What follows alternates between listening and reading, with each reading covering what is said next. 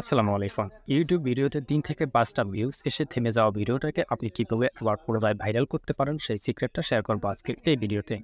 দেখুন, YouTube channel ছোট হোক কিংবা বড়, প্রত্যেকের চ্যানেলে এই ধরনের সমস্যা কিন্তু এসেই থাকে। কিন্তু যাদের বড়, বড় চ্যানেল রয়েছে তাদেরও কিন্তু এই ধরনের সমস্যা আসে, কিন্তু তারা কিন্তু সেটিংসের মাধ্যমে এবং কিছু ছোটখাটো কাজ করার মাধ্যমে তারা কিন্তু এই ধরনের সমস্যাটিকে ফিক্স করে নেয়।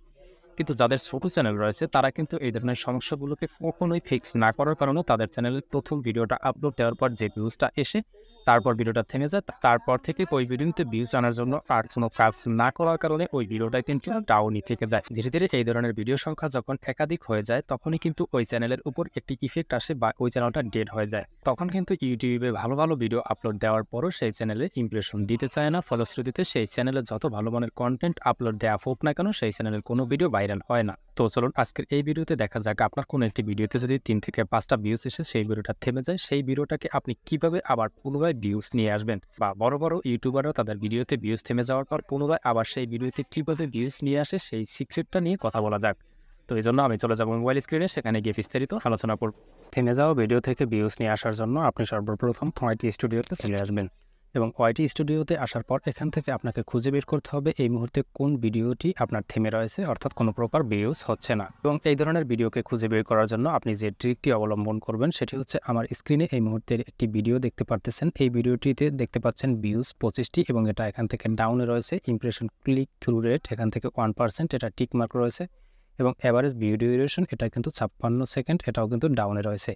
এবং উপরে আরও 2টা ভিডিও দেখতে পারতেছেন, এখান থেকে ভিউজ এবং ভিউজের সামনে একটি অপশন দেখতে পারতেছেন, এটা কিন্তু এখান থেকে হাই চিহ্ন দেওয়া রয়েছে। এবং এখান থেকে ইমপ্রেশন ক্লিক থ্রু রেট এটাও কিন্তু আপের দিকে রয়েছে এবং অ্যাভারেজ ভিডিও ডিউরেশন এগুলো সব কিন্তু ঠিকঠাক রয়েছে। এবং এখান থেকে এই যে নিচের ভিডিওটা দেখতে পারতেছেন এগুলো কিন্তু ভিউজও ডাউনে রয়েছে, অ্যাভারেজ ভিডিও ডিউরেশন এগুলো টোটালে ডাউনে রয়েছে। তো এখন এই মুহূর্তে আমাকে কি করতে হবে, এই ভিডিও থেকে কোনো প্রকার ভিউজ আসতেছে না। তো এজন্য আমি এই ভিডিওতে ভিউজ আনার জন্য আমি যে কাজটি করব সেটি হচ্ছে, অ্যাট ফার্স্ট এই ভিডিওটা কি রিলেটেড আমি সেটা এখান থেকে দেখে নিচ্ছি, যে এখান থেকে এটা কিন্তু ফেসবুকের একটা রিলেটেড ভিডিও।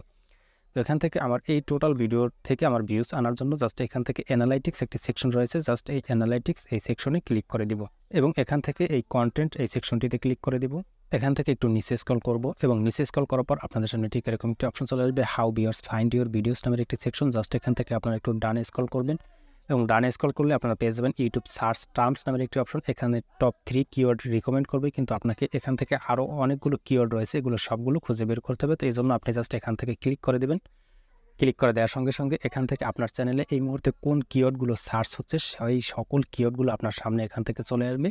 তো এবারে আপনি যে কাজ করবেন, এখান থেকে এই যে এই কিওয়ার্ডগুলোকে আপনি এখান থেকে স্ক্রিনশট দেবেন। এখান থেকে স্ক্রিনশট আমি একটি নিলাম এবং 2টি স্ক্রিনশট নিলাম এবং এই 2টি স্ক্রিনশট নেওয়ার পর এখান থেকে আমি বের হয়ে আসব এবং বের হয়ে এসে আমি যে কাজটি করব, এখান থেকে একদম গ্যালারিতে চলে যাব এবং সেই স্ক্রিনশটটা আমি এখান থেকে বের করব এবং এখান থেকে যে স্ক্রিনশটটা আমি বের করে নিলাম এবং বের করার পর আপনি জাস্ট এখান থেকে উপরে যে একটি লেন্স নামের একটি অপশন দেখতে পারতেছেন, এই লেন্স এই অপশনটিতে আপনার এবারে এই টেক্সটগুলোকে আপনি এখান থেকে কপি করে নেবেন এবং কপি করা হয়ে গেলে এখান থেকে আমি একটি নোটপ্যাড ওপেন করে নিব। এই যে মাইক্রোসফট ওয়ার্ড, এই নোটপ্যাডটি আমি ওপেন করে নিব।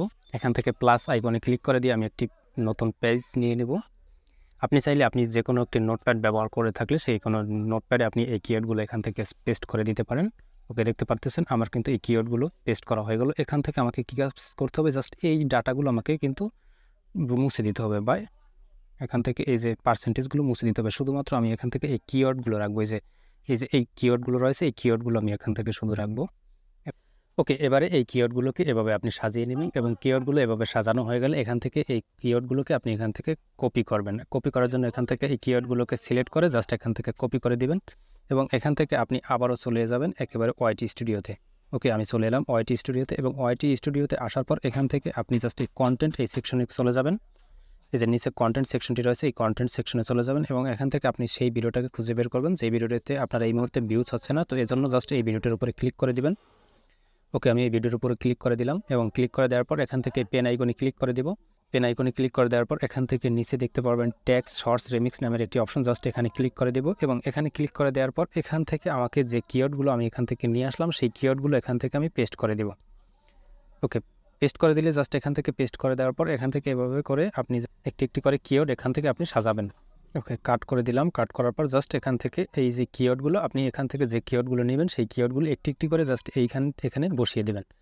এখান থেকে এই কিওয়ার্ডগুলো বসানো হয়ে গেলে এখান থেকে আপনি পুরনো আগের কিছু কিওয়ার্ড আপনি রিমুভ করে নেবেন। যে কিওয়ার্ডগুলোতে আপনার এখন পর্যন্ত ভিডিওটা র্যাঙ্ক করে নাই সেই কিওয়ার্ডগুলো এখান থেকে আপনি ক্রস করে দিয়ে জাস্ট এই আপনার চ্যানেলে যেই অ্যাক্টিভ কিওয়ার্ডগুলো রয়েছে সেই অ্যাক্টিভ কিওয়ার্ডগুলো এখান থেকে বসানো হয়ে গেলে এখান থেকে ব্যাক করে আসবেন। ব্যাকে আসার পর এখান থেকে আপনাকে আরও একটি কাজ করতে হবে। এই যে এই থাম্বনেইলটি রয়েছে এই থাম্বনেইলটিকে আপনাকে একটু মডিফাইড করতে হবে।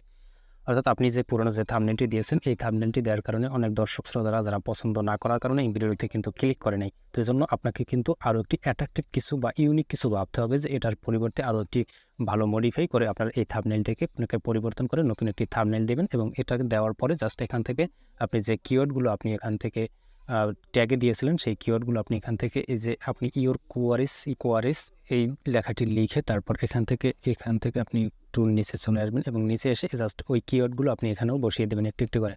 তবে এই কিওয়ার্ডগুলো দেওয়ার পর আপনি কোনো কমা বসাবেন না, এখান থেকে একটু একটু করে লাইন বাই লাইন এখান থেকে দিয়ে দেবেন এবং এই কিওয়ার্ডের মধ্যে কোনো প্রকার কমা আপনি ব্যবহার করবেন না। জাস্ট এখান থেকে এইরকমভাবে আপনি এই কিওয়ার্ডগুলো এভাবে করে আপনি বসিয়ে দেবেন। জাস্ট এইভাবে করে এখান থেকে 5টা থেকে 7টা সর্বোচ্চ 5-7টা কিওয়ার্ড আপনি এখান থেকে বসিয়ে দিয়ে জাস্ট এখান থেকে ব্যাক করে এসে জাস্ট এই ভিডিওটাকে আপনি থাম্বনেইলটাও বসিয়ে জাস্ট এখান থেকে এই ভিডিওটাকে আপনি সেভ করে দিলেন।